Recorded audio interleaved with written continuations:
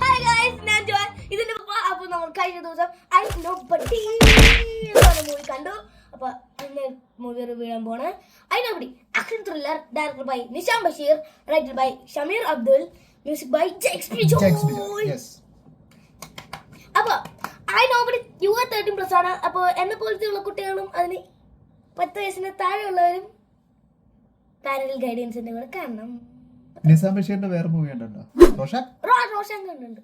പിന്നെ റക്കറ്റുകളാണ് എന്റെ മലക, ആസിഫ് അലീനെ വെച്ച് ചെയ്തതാണ്. ഇത് രണ്ടും അടിപൊളി മൂവിയാണ്. ഓക്കെ, ഈ മൂവിനെ പറ്റി കഥ എനിക്കൊന്നും മനസ്സിലായില്ല. അതെട്ടോ, എന്നോട് ഇന്റർവെല്ലായപ്പോ ചോദിച്ചു പപ്പ എന്താ കഥ എന്താ എന്ന് ചോദിച്ചു. അപ്പൊ ഞാൻ ജസ്റ്റ് ഒന്ന് ഒരു ഇന്റർവ്യൂ കൊടുത്തു. പടം ഇറങ്ങി കഴിഞ്ഞിട്ട് പോരുമ്പോഴും എന്നോട് ചോദിച്ചു. അപ്പൊ ഞാൻ വണ്ടിയിലിരുത്തി പറഞ്ഞു കൊടുത്തു എന്നെ പോലെയാണ്. അത് കഴിഞ്ഞിട്ട് വീണ്ടും എന്നോട് ചോദിച്ചു. അപ്പൊ ആൾക്ക് ഇപ്പോഴും കഥ പൂർണ്ണമായിട്ട് അങ്ങോട്ട് ഇതായിട്ടില്ല. ഇങ്ങനെ കുറെ ലെയറുകളിലായിട്ടാണ് ഇങ്ങനെ സ്റ്റോറി പറഞ്ഞു പോയിരിക്കുന്നത്. അത് കാരണം കൺഫ്യൂസ്ഡ് ആയതാണ് അല്ലേ? ആ, എന്നാലും ഇതിലെ ഏറ്റവും ഇഷ്ടപ്പെട്ട ക്യാരക്ടർ ഏതാ? യെസ്, അശോകൻ ചേട്ടന്റെ ക്യാരക്ടർ. പിന്നെ പൃഥ്വിരാജ് കൊള്ളാം. വേറെ ആ ചേച്ചി പൃഥ്വിരാജിന്റെ വൈഫായിട്ടുള്ള കൊള്ളാം.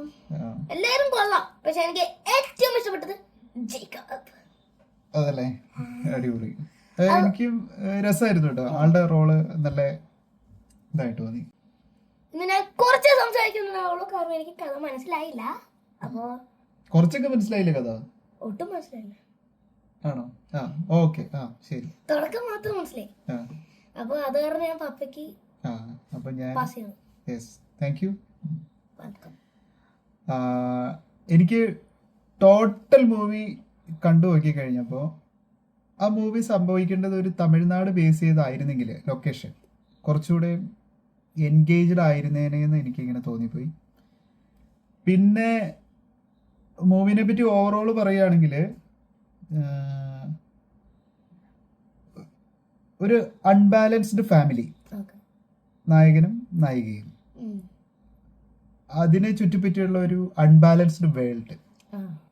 ആ വേൾഡിലുള്ള വേറെ കുറെ അൺബാലൻസ്ഡ് ആയിട്ടുള്ള ആൾക്കാർ ഇതില് ഇവർക്ക് ഫ്രണ്ടിലേക്ക് വരുന്ന ഈ അൺബാലൻസ്ഡ് സിറ്റുവേഷൻസിനെ ഫിസിക്കലി, ഇമോഷണലി, ലോജിക്കലി, മെന്റലി എല്ലാ രീതിയിലും ഇവരിതിനെ ഫേസ് ചെയ്യുകയാണ് സ്ട്രോങ് ആയിട്ട്.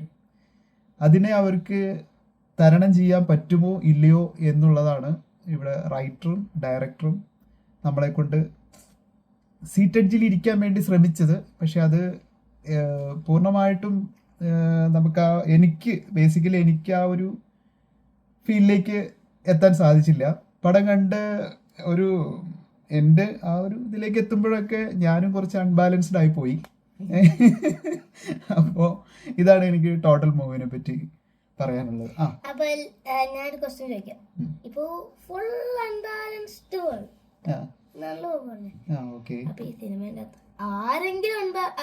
ആരെങ്കിലും ബാലൻസ്ഡ് ആയിട്ടുണ്ടോ? എങ്ങനെ വെച്ചാ ഒരു കുട്ടിയുണ്ട്, പൃഥ്വിരാജിന്റെ മോള്, എൽഡർ, ചെറിയ കുട്ടി. അപ്പൊ ആ കുട്ടി നല്ല ബാലൻസ്ഡ് ആയിട്ട് തോന്നിട്ടോ. എന്ന് വെച്ച് കഴിഞ്ഞാ ആ കുട്ടിയിലേക്ക് നമ്മൾ പറയുകയാണെങ്കിൽ പുറമേ നിന്നുള്ള നെഗറ്റിവിറ്റി ഒന്നും കേറിയിട്ടില്ലാത്തത് കാരണം ആ ക്യാരക്ടർ വളരെ ബാലൻസ്ഡ് ആയിട്ട് നിഷ്കളങ്കമായിട്ടുള്ള രീതിയിൽ തോന്നി. ബാക്കി എല്ലാവരും ഫുൾ പ്രോബ്ലംസ്. അങ്ങനെ. പിന്നെ ഞാൻ ഈ മൂവി എനിക്ക് ഭയങ്കര പ്രതീക്ഷയായിരുന്നു. അതെന്റെ തെറ്റാണ്, ഞാൻ പ്രതീക്ഷിക്കാൻ പാടില്ലായിരുന്നു. അപ്പൊ ആ ഒരു ഇതെനിക്ക് അങ്ങോട്ട് വർക്കായില്ല. അതാണ് എനിക്ക് മൂവിനെ പറ്റി പറയാനുള്ള അഭിപ്രായം. പിന്നെ പൃഥ്വിരാജിന്റെ പ്രകടനവും ഇതേപോലെ അശോകൻ ചേട്ടന്റെ പ്രകടനവും ബാക്കി എല്ലാവരുടെയും ഇത് ഓക്കെ ആയിരുന്നു. പിന്നെ നമ്മൾ സ്ഥിരം കാണുന്ന കുറെ സാധനങ്ങളും എല്ലാം കൂടെ ആയിട്ട് എല്ലാം കൂടെ ആയിട്ട് പടം എങ്ങനെ പറഞ്ഞാല് 5 അപ്പൊ ഫൈറ്റിങ് ലാസ്റ്റ് ഫൈറ്റ് ഒക്കെ എത്തിയപ്പോഴേക്കും കുറച്ചും കൂടി ഇഷ്ടമായി. ഫൈനൽ ഒക്കെ ആയപ്പോഴേക്കും ഞാനൊരു 3.5. ഓക്കെ, പിന്നെ സ്റ്റോറി എനിക്ക് മനസ്സിലാവാത്ത കാരണം ഒരു 1.5 തരണമെന്നുള്ളൂ. പിന്നെ ടോട്ടൽ മൂവി പറഞ്ഞാൽ